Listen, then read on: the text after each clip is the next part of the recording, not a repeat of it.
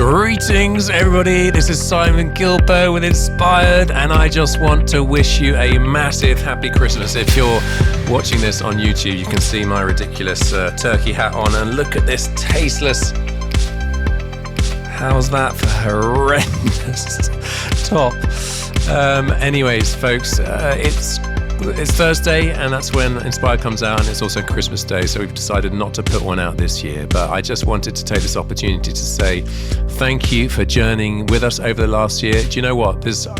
I have an incredible job, and we get to impact hundreds of thousands of lives, but the context is huge suffering, it's grimness, it's poverty, it's starvation. Burundi, the hungriest country in the world. I think this comes out under the auspices of Great Lakes Outreach, and what has been so beautiful is so many of you have backed us in terms of monthly or one-off donations throughout this year. It's spectacular. That has led to us to be able to support about 5 ministries out there. We support 30 ministries, and things are so tough right now. A few weeks ago, the M23 rebels, Congo, took the village the town opposite, and tens of thousands of people fleeing across. So mates who don't own their own houses have been kicked out of their homes because suddenly there's a supply-demand issue on rentals. It's the spillover is absolutely devastating. And Christmas is that time of year, isn't it, where there's it's winter for many of us listening to this, although we're global, north, south, lots of people in the summer on the other side of the world. But,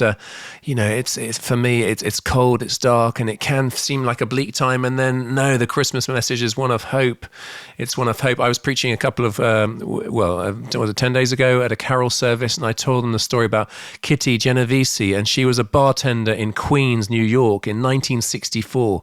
And it is a horrendous story, because what happened was that she came back, was at 2:00 in the morning, and a man attacked her. And what happened was that she was at the bottom of her block of flats, and over the next 45 minutes, 38 people looked down, hearing her screams, came up on their balconies, watched. Everyone assumed that someone else was doing something about it. The attacker went off, having done horrendous stuff to her. And then actually, because the police didn't come, he came back, and he ended up, after violating her, he ended up murdering her. And sociologists coined the term bystander effect. Just a horrific story. But my point in telling that story was that Christmas, Jesus did come down, and he is not a bystander. God is not a bystander just watching us in our suffering and pain, and he sees the pain in this world, and I can't handle it, frankly. Sometimes I feel absolutely overwhelmed. But the great thing about the Christmas message is that God came down, Emmanuel, God with us, to be with us in our pain. And I know many of you are in pain. I think of my buddy whose son took his own life, and he's like just hanging on in there with his faith and saying, Thursday mornings are so important to me as I wait for some good news, Simon. Thank you for that. Other people have sent in some lovely, just give me an old and a young example. This is 80-year-old Betty. She writes, "Hi, Simon. I find your interview so refreshing and inspiring. Makes me hunger for more of God and knowledge of his plans for my future." I love that. She's 80.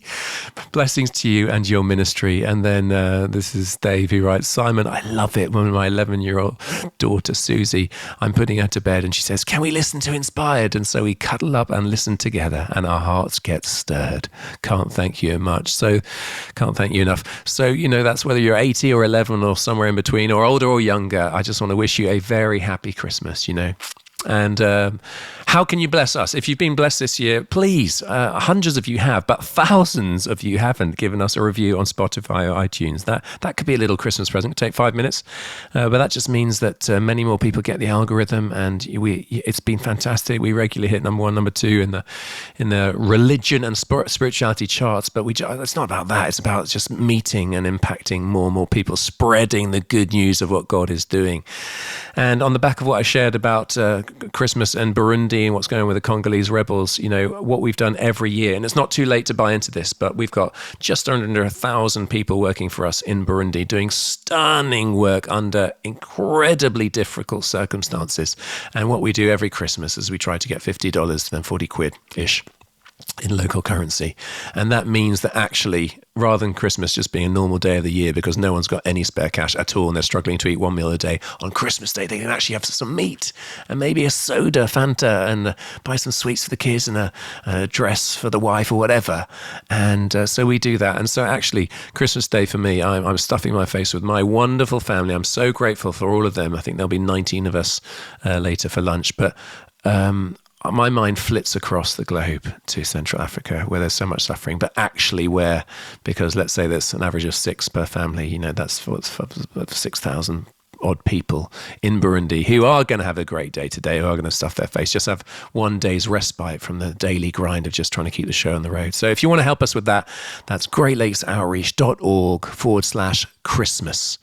And that's not Xmas, it's Christmas. greatlakesoutreach.org/Christmas. If you want to give 40 quid, $50, whatever, for one family or for more, we're trying to cover all that. That's a significant expense, but it's really important to us because morale is so challenged right now. Another thing, a freebie that I want to offer you, and many of you have already done it, but is my daily devotional, Choose Life. The publishers have let me put it online for free, which is great. Thank you to them. Choose Life, 365 readings for radical disciples. And so if you want to get that, a daily or a weekly email with a film, we do that. And that's greatlakesoutreach.org/Choose Life. So that's a freebie from me to you, and that's a daily shot in the arm. It doesn't matter whether you had toast or cereal for breakfast. It really does matter whether you choose to live by faith or by fear, whether you choose urgency or apathy, whether you choose clarity or trust, whether you choose rules or relationship, etc., etc. Daily good choices.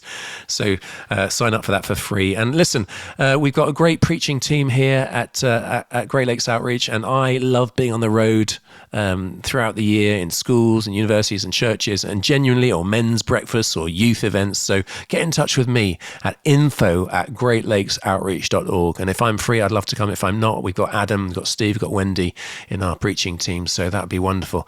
Listen, I think I've gone on long enough, but praise God that Jesus came down and that he is the hope for the world.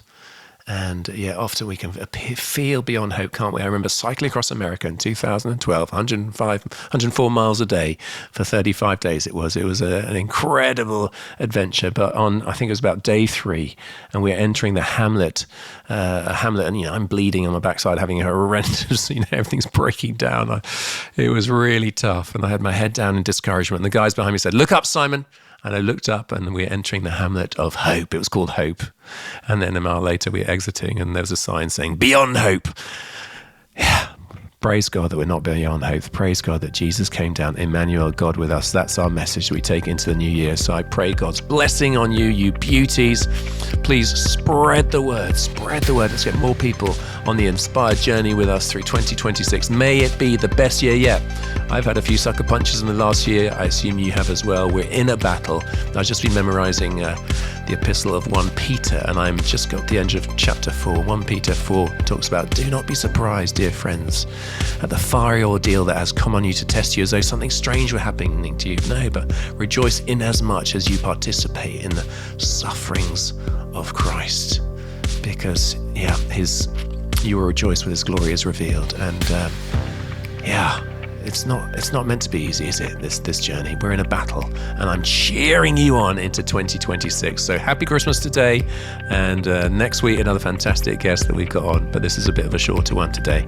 Go and enjoy yourself with your family, stuffing your face, going to church, singing beautiful songs, worshiping the risen Christ, and Emmanuel, God with us. That's the message. There is always hope in him.